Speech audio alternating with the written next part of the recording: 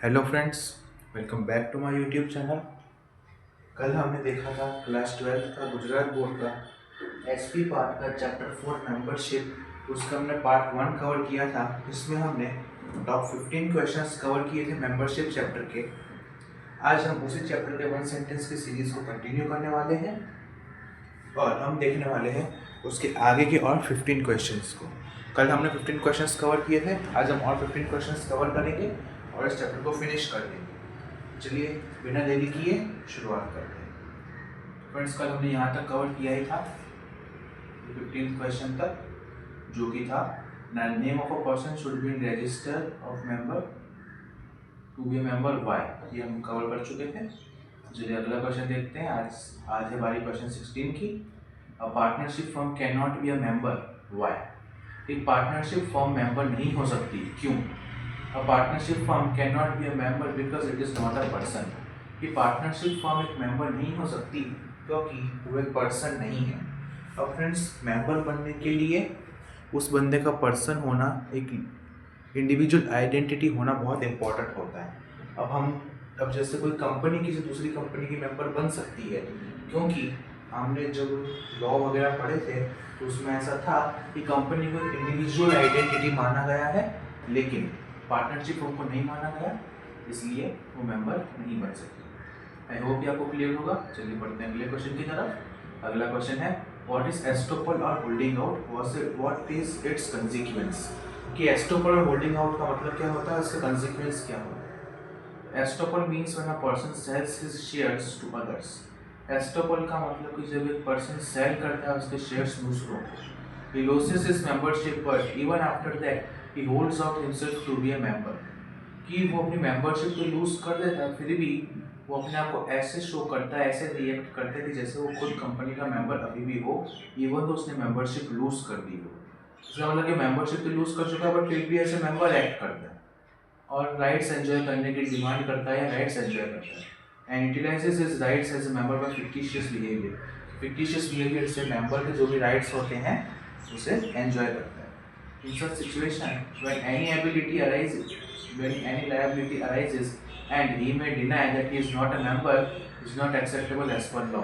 और अगर वो मेंबर ना होने के बावजूद भी अपने आप को एज ए मेंबर शो कर रहा है, सारे राइट्स एंजॉय कर रहा है, लेकिन उसी टाइम पे अगर सडनली कोई भी लायबिलिटी अराइज हो और वो तो कहे कि भाई अब तो मैं तो मेंबर हूँ ही नहीं, लेकिन पहले वो राइट्स एंजॉय कर रहा था, लायबिलिटी अराइज हुई तो उसने डिनाई कर दिया, तो ये जो है एक्सेप्टेबल नहीं होता है लॉ के कारण।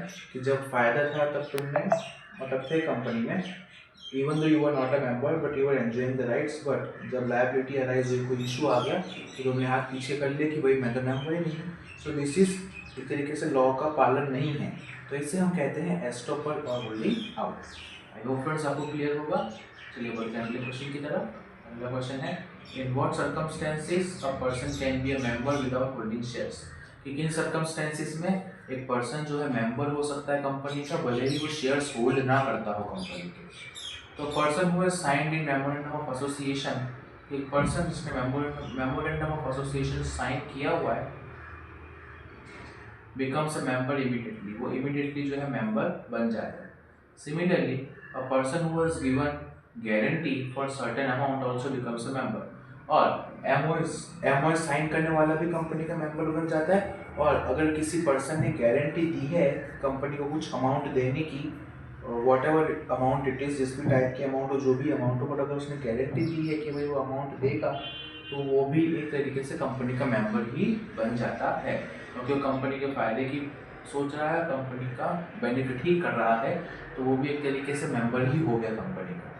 आई होप फ्रेंड्स आपको क्लियर होगा। चलिए बढ़ते हैं अगले क्वेश्चन की तरफ। अगला क्वेश्चन है वो कैन अक्वायर मेंबरशिप, कि मेंबरशिप कौन कौन अक्वायर कर सकता है। इसमें हमें उन सब चीज़ों को इंक्लूड करना है, उन सब लोगों को जो जो मेंबरशिप अक्वायर कर सकते हैं। तो इसका आंसर यहीं से स्टार्ट होगा फ्रेंड्स। देखिए फर्स्ट लिविंग पर्सन। हाँ, लिविंग पर्सन एक कंपनी में मेंबरशिप अक्वायर कर सकता है। देन अ कंपनी, कंपनी भी फ्रेंड्स एक लीगल सेपरेट आइडेंटिटी होती है, तो वो भी जो है मेंबरशिप अक्वायर कर सकती है। Hindu undivided family, Hindu undivided family जो करता है वो भी मेंबरशिप अक्वायर कर सकता है। देन ट्रस्ट, अगर कोई ट्रस्ट चल रहा है तो वो भी मेंबरशिप अक्वायर कर सकता है। जॉइंट होल्डर ऑफ शेयर्स, अगर किसी शेयर के जॉइंट होल्डर्स है तो वो भी मेंबरशिप अक्वायर कर सकते हैं। फॉरेनर भी मेंबरशिप अक्वायर कर सकते हैं। कोऑपरेटिव सोसाइटी भी मेंबरशिप अक्वायर कर सकती है। तो फ्रेंड्स, अकॉर्डिंग टू लॉ ये 7 लोग जो हैं ये कंपनी में मेंबरशिप अक्वायर कर सकते हैं। Living person, company, HUF, trust, joint holder of shares, foreigner and cooperative society. I hope friends आपको आंसर क्लियर होगा। चलिए बढ़ते हैं अगले क्वेश्चन की तरफ। अगला क्वेश्चन है mention 4 methods of becoming a member. कि मेंबर बनने के 4 मेथड्स मेंशन करो। तो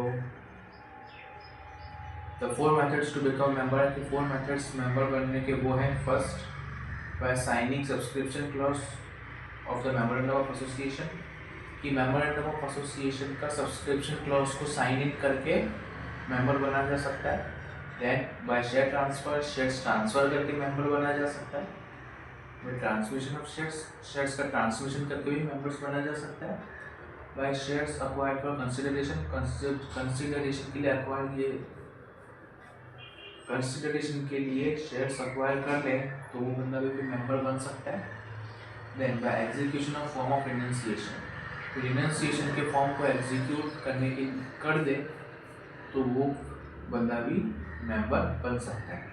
फ्रेंड, इसमें 4 मेथड्स पूछे इसमें, लेकिन आंसर में 5 इंक्लूडेड है। आप चाहे तो कोई भी 4 लिख सकते हैं, डजंट मैटर। तो आई होप फ्रेंड्स आपको क्लियर है। आपके लिए फिर से आंसर एक बार शॉर्ट समरी कर दें। By signing subscription clause of MOA, by shares transfer, by transmission of shares, by shares acquired for consideration, and last है by execution of form of renunciation. I hope आपको clear होगा answer friends. अगला question देखते हैं। अगला question है, is a person who has signed the memorandum of association considered a member, कि अगर किसी पर्सन ने memorandum of association MOA sign किया है तो क्या वो मेंबर कंसिडर किया जाएगा? इसका आंसर है yes. Every person who signs the memorandum of association is considered as member. जिसने भी मेमोरेंडम ऑफ एसोसिएशन को साइन किया है, उसने साइन किया है, उसे कंपनी का मेंबर कंसिडर किया जाएगा। आई होप फ्रेंड्स ये आंसर आपको क्लियर होगा। ये बढ़ते हैं अगले क्वेश्चन की तरफ।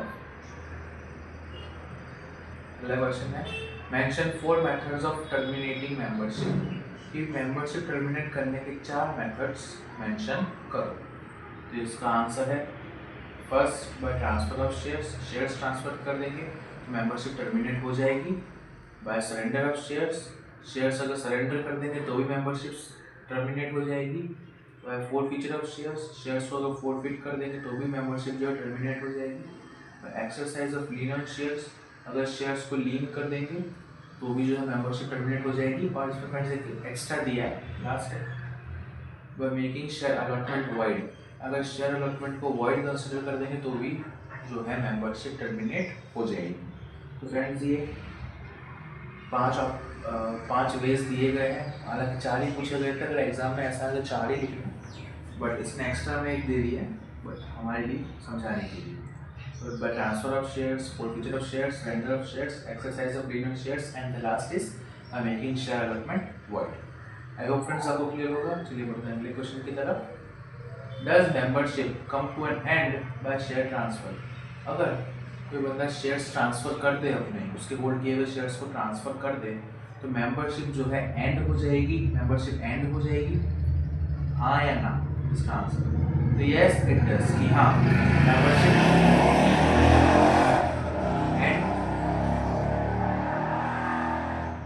मेंबरशिप एंड हो जाएगी।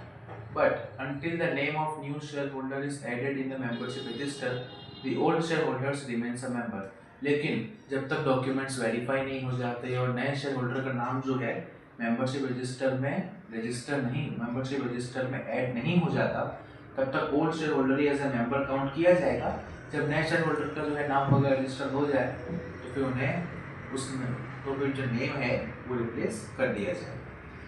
जब तक नए का नाम एंटर नहीं होता तब तक पुराने का नाम चलने दिया जाता है, शॉर्ट में करने। आई होप फ्रेंड्स आपको क्लियर होगा। चलिए बढ़ते हैं अगले क्वेश्चन की तरफ। अगला क्वेश्चन है, is a person holding share warrant considered a member of the company, अगर कोई पर्सन जिसके पास शेयर वारंट है वो शेयर वारंट होल्ड करता है, तो क्या वो कंपनी का मेंबर कहलाया जाएगा? ये भी फ्रेंड्स यस नो टाइप का क्वेश्चन है। चलिए इसका आंसर देखते हैं। A share warrant holder is not considered a member of the company. कि शेयर वारंट होल्डर है उसे कंपनी का मेंबर कंसिडर नहीं किया जा सकता। But his name is entered in the register of members and he becomes a member when he surrenders his share warrant and receives a share certificate. लेकिन उसका नाम अगर रजिस्टर ऑफ मेंबर में enter हो जाए और वो फिर तो वो कंपनी का मेंबर कहलाया जा सकता है, लेकिन उसे अपने शेयर वारंट सरेंडर करके एक शेयर सर्टिफिकेट हासिल करना होगा विच इज़ कंपलसरी, ताकि वो कंपनी का मेंबर कहलाया जा सके। शेयर सर्टिफिकेट हासिल करना इज़ मोस्ट इम्पॉर्टेंट। उसे अपना पुराना शेयर वारंट का जो है उसके पास डॉक्यूमेंट उसे सरेंडर करना होगा और शेयर सर्टिफिकेट को रिसीव करना होगा ताकि वो कंपनी का मेंबर बन सके। This is the condition. तो फ्रेंड्स आपको यह आंसर क्लियर होगा और आप इसे अच्छे से पढ़ भी लीजिएगा तो आपको और क्लियरिफिकेशन मिल जाएगी आंसर की। चलिए बिना टाइम वेस्ट किए अगले क्वेश्चन की तरफ बढ़ते हैं। अगला क्वेश्चन है why can a partnership firm not become a member in the company? कि क्यों एक पार्टनरशिप फर्म जो है वो कंपनी में मेंबर नहीं बन सकती? इसका आंसर देखें। According to law a partnership firm is not a person. कि लॉ के अकॉर्डिंग पार्टनरशिप फर्म एक पर्सन नहीं होती, so it can not become member of the company. तो वो कंपनी की मेंबर नहीं बन सकती। और फ्रेंड्स कंपनी की मेंबर बनने के लिए उस पर्सन का लिविंग आइडेंटिटी होना बहुत ज़रूरी है, लेकिन क्योंकि एज पार्टनरशिप फर्म एक लिविंग आइडेंटिटी नहीं है तो वो कंपनी की मेंबर नहीं बन सकती। और फ्रेंड्स आप कहेंगे कि कोई कंपनी जो दूसरी कंपनी की मेंबर बन जाती है वो का लिविंग आइडेंटिटी है, लेकिन फ्रेंड्स उसे हमने एक लीगल आइडेंटिटी के रूप में एक कंपनी को ऐसे बताया गया है, रिप्रेजेंट किया गया है। इसलिए कंपनी जो है दूसरी कंपनी की मेंबर बन सकती है, क्योंकि पार्टनरशिप फर्म को एक लीगल आइडेंटिटी नहीं शो किया गया है, इसलिए वो दूसरी कंपनी की मेंबर नहीं बन सकती। आई होप फ्रेंड्स आपको ये आंसर और वो डिफरेंस क्लियर हो गया होगा। चलिए बढ़ते हैं अगले क्वेश्चन की तरफ। अगला क्वेश्चन है why does a member enjoy rights as a living person?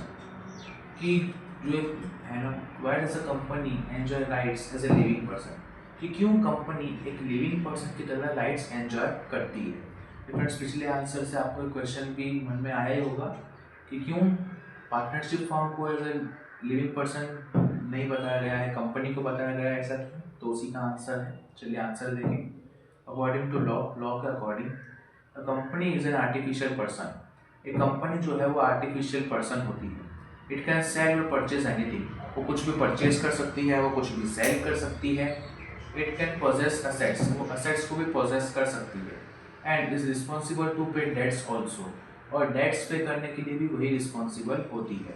This is how company enjoy rights as a living person. तो फ्रेंड्स जैसे कोई लिविंग पर्सन होता है तो वो कोई असेट परचेज कर सकता है, उसकी लायबिलिटीज हो सकती है। अगर उसने कोई डेट ले रखा है तो वो उसका interest as well as debt pay करने की रिस्पॉन्सिबिलिटी भी उसकी होती है। सेम चीज़ कंपनी के साथ होता है। कंपनी के भी एसेट्स होते हैं, लायबिलिटीज़ होते हैं। अगर कंपनी ने अपने नाम पे कोई लोन वगैरह कुछ ले रखा है तो उसको पे करने की रिस्पॉन्सिबिलिटी भी कंपनी की ही होती है। तो क्योंकि इसके जो भी ऑब्जेक्टिव्स हैं और जो भी फंक्शंस है वो एक लिविंग पर्सन से काफ़ी हद तक सिमिलर है, तो कंपनी जो है वो as a living person rights enjoy करती है। वो फ्रेंड्स आपको क्लियर होगा ये आंसर। चलिए बढ़ते हैं अगले क्वेश्चन की तरफ। अगला क्वेश्चन है how can membership be acquired through letter of renunciation? कि लेटर ऑफ रिनंसिएशन के थ्रू मेंबरशिप कैसे अक्वायर की जा सकती है? When a shareholder renunciates his right of purchasing right shares fully or partially in favor of some other person, he executes the letter of renunciation. इसका मतलब देख लेते हैं फ्रेंड्स कि जब एक शेयर होल्डर रिनाउंस करता है, उसके जो राइट शेयर्स हैं उसको परचेज करने के जो राइट्स हैं उसको रिनाउंस करता है फुल्ली या partially in favour of some other person, किसी और पर्सन के फेवर में फुल्ली या पार्शियली है ना राइट्स परचेज करने का रिनाउंस करता है। He executes the letter of renunciation, तो वो एक लेटर ऑफ रिनाउंसिएशन एग्जीक्यूट करता है। थ्रू दिस लेटर के through the other person becomes a shareholder and his name is entered in the register of members. तो ये renunciation के process के बाद जिसको भी वो शेयर्स रिनाउंस कर रहा है वो पर्सन शेयर होल्डर बन जाता है और वो खुद जो है उसका नाम एंटर हो जाता है रजिस्टर ऑफ मेंबर्स में और वो कंपनी का मेंबर बन जाता है। तो फ्रेंड्स इस तरीके से रिलायंस स्टेशन के थ्रू अपने शेयर्स को तरीके से ट्रांसफ़र ही हुआ, शेयर ट्रांसफ़र ही हुआ तरीके से, बट थोड़ा डिफरेंट वे में होता है, इसको रिलायंस स्टेशन प्रोसेस बताया गया है। अब उसके शेयर्स दूसरे के पास चले जाते हैं तो वो बंदा जिसके पास गए हैं वो शेयर होल्डर बन जाता है और वो अपना नाम रजिस्टर ऑफ मेंबर्स में एंटर करवा के एज ए मेंबर कंपनी में राइट्स एंजॉय करता है। आई होप फ्रेंड्स आपको क्लियर होगा। चलिए बढ़ते हैं अगले क्वेश्चन की तरफ। अगला क्वेश्चन है when is membership of a foreigner suspended, कि किस केस में कब जो फॉरेनर की मेंबरशिप होती है उसको सस्पेंड कर दिया जाता है।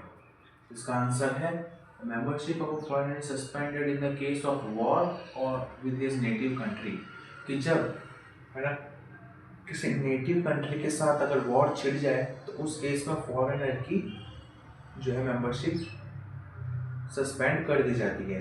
फॉर सपोज हमारी कंपनी में कोई ऑस्ट्रेलिया का या किसी भी और कोई कंट्री का जो एक मेंबर है और हमारी कंट्री की उसी कंट्री के साथ जो है वॉर हो गई या कुछ डिस्टर्बेंसेस हो गए, रिलेशन में कुछ इशू आ गए, सबसे पहले उस ऑस्ट्रेलियन बंदे की मेंबरशिप जो है वो सस्पेंड की जाएगी।